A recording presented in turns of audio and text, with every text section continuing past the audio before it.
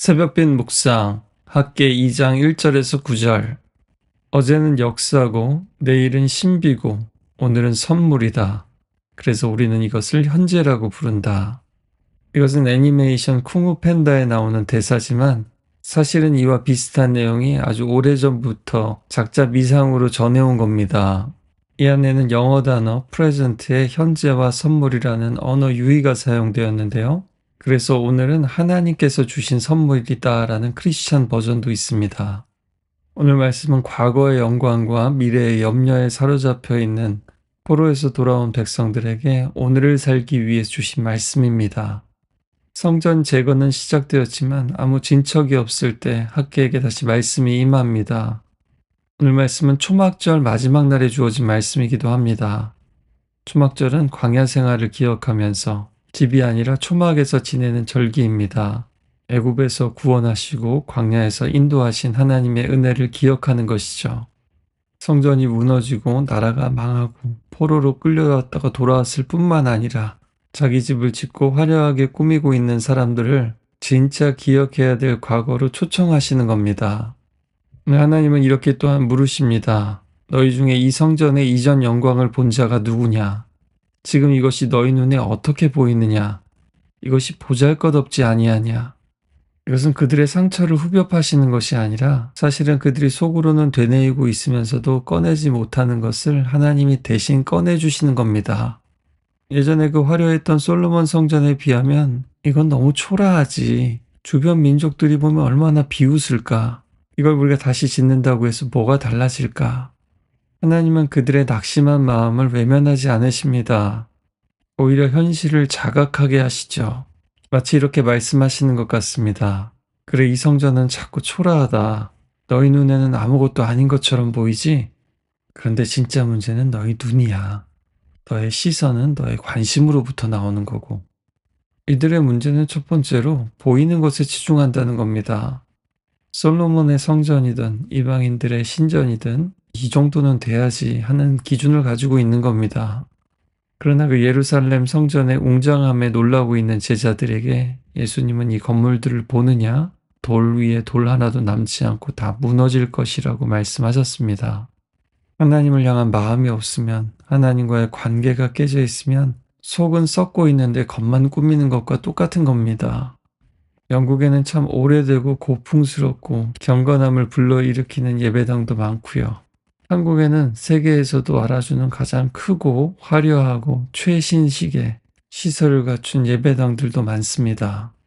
그러나 하나님이 정말 찾으시는 것은 으리으리한 건축물이 아니라 진짜 의리입니다.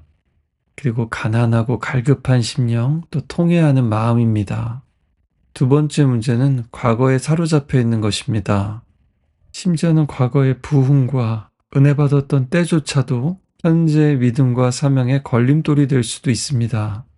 과거도 역사도 은혜를 기억하는 것도 너무나 귀한 일이지만 하나님은 우리에게 과거로 돌아가라고 부르시는 것이 아니라 오늘 여기에서 다시 시작하라고 부르신다는 것을 기억해야 합니다. 왜냐하면 그때 그 하나님이 바로 또한 지금 우리의 하나님이시기 때문입니다. 다른 하나님이 아니죠. 달라진 건 하나님이 아니라 우리일 때가 많습니다. 세 번째는 자꾸만 비교하는 겁니다. 솔로몬 때는 이스라엘 역사에서 여러 가지로 절정의 시기였죠. 부강했고 풍요로웠고 평화 속에서 성전을 지었습니다. 은이 돌처럼 흔한 시대라고 했습니다. 그런 시대가 계속 있었던 게 아닙니다. 게다가 지금은 포로에서 막 돌아와서 무너진 도시에서 폐허 속에서 다시 시작하는 시대인 거죠. 믿는 우리도 다른 교회와도 비교를 합니다. 거기는 시설도 프로그램도 없는 게 없는데 사람끼리도 비교를 합니다. 저 사람은 믿음도 좋고 세상 속에서도 잘 나가고 못하는 게 없는데 나는 왜 그러지? 심지어는 대표 기도를 하고 묵상을 나누거나 다 같이 기도할 때조차 이런 비교의식이 작용할 수 있습니다. 하나님께서는 어떻게 보실까요? 그런 마음일 때 하나님하고 가까워질까요? 멀어질까요? 교회에서는 어떻게 될까요? 또 우리의 믿음 생활은 어떻게 될까요? 하나님은 우리의 형편과 은사를 누구보다 잘 아십니다. 많이 받았냐 적게 받았냐가 중요한 것이 아니라 어떻게 반응하는가, 그리고 가진 것으로 무엇을 남기느냐가 중요한 겁니다. 하지만 잘못된 비교는 늘 질투를 일으키거나 하나님을 원망하거나 내 자신에 대한 실망과 결국에는 낙심으로 이어지게 됩니다. 오늘 바로 그런 사람들을 하나님이 위로하시며 강하게 하십니다. 그러나 이제 수룹바벨아 스스로 굳세게 해라. 여호수아야 스스로 굳세게 해라. 이 땅의 모든 백성아 스스로 굳세게 해라. 스스로 굳세게 하라는 것은 심리적인 자기 암시가 아닙니다.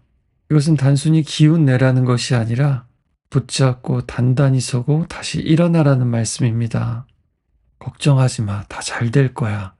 일단 긍정적으로 좀 생각해봐. 이런 게 아닙니다.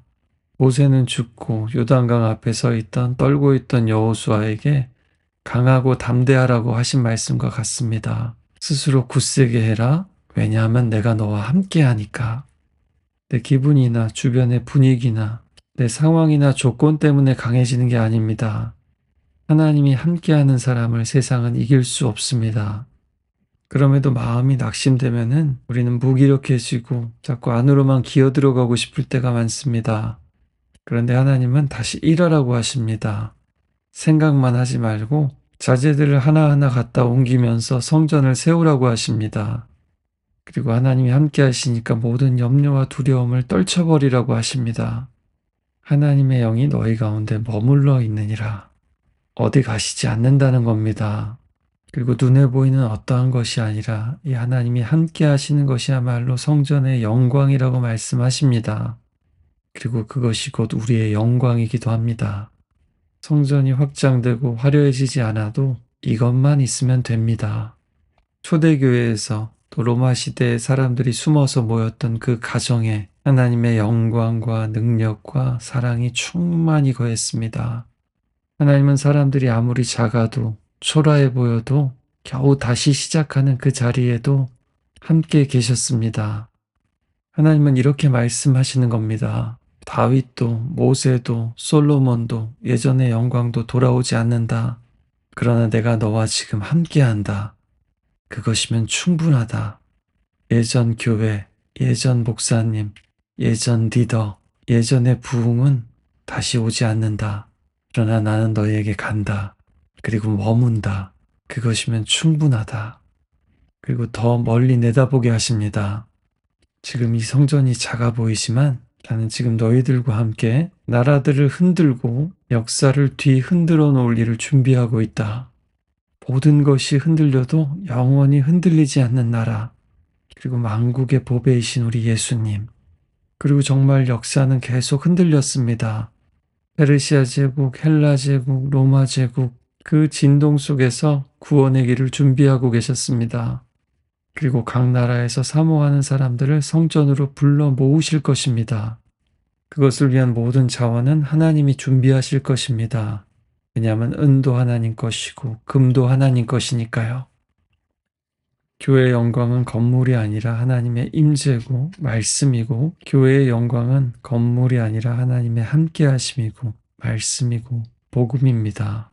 그리고 하나님의 영광이 머무는 공동체, 예수의 사람들이 모인 교회입니다.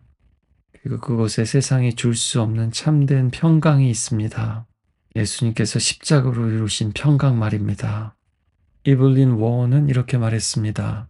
가끔은 과거와 미래가 양쪽에서 너무 세게 밀어붙여서 정작 현재가 들어설 자리가 전혀 없는 것처럼 느껴질 때가 있습니다. 오늘 이 말씀을 통해서 다시 하나님이 주신 선물, 그 현재를 되찾고 그 현재를 붙잡을 수 있기를 바랍니다.